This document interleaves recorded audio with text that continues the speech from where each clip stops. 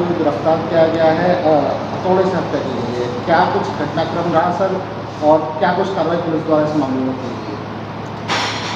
कल 28 मई 2024 को गढ़ी सबलू क्षेत्र जो थाना लोनी में पड़ता है, वहाँ पे एक कच्चे रास्ते पर एक करीब 28 वर्षीय युवक राजू शर्मा की डेड बॉडी मिली थी, जिस पे तमाम चोट के निशान थे।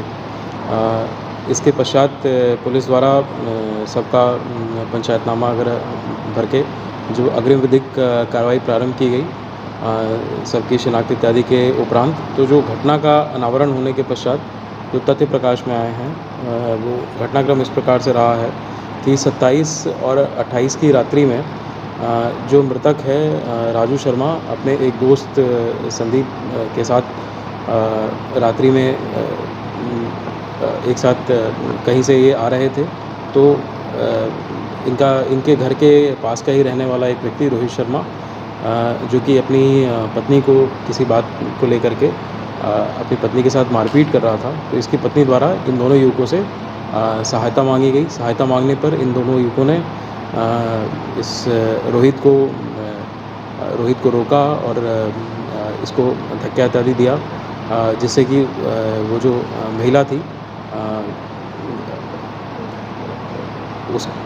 उसकी जो ये मारपीट कर रहा था उसका बचाव हुआ।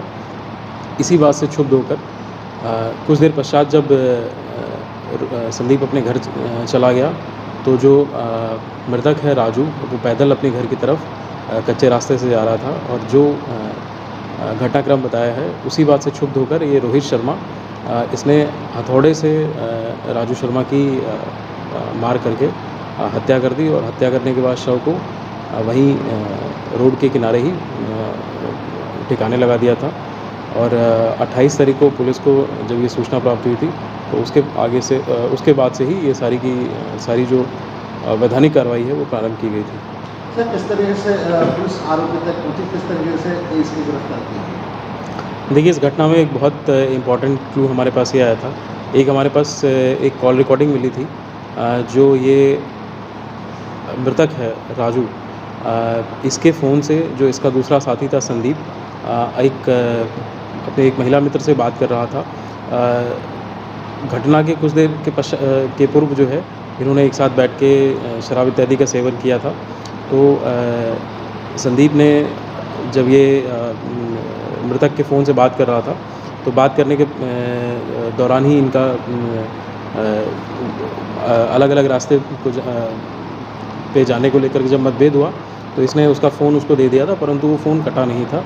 और उस फ़ोन में जब उसकी जिससे बात हो रही थी, कुछ देर पश्चात थोड़ी देर पश्चात ही जब उसको लगा कि कुछ आवाज़ आ रही है, तो उसने उसमें रिकॉर्डिंग प्रारंभ कर दी थी।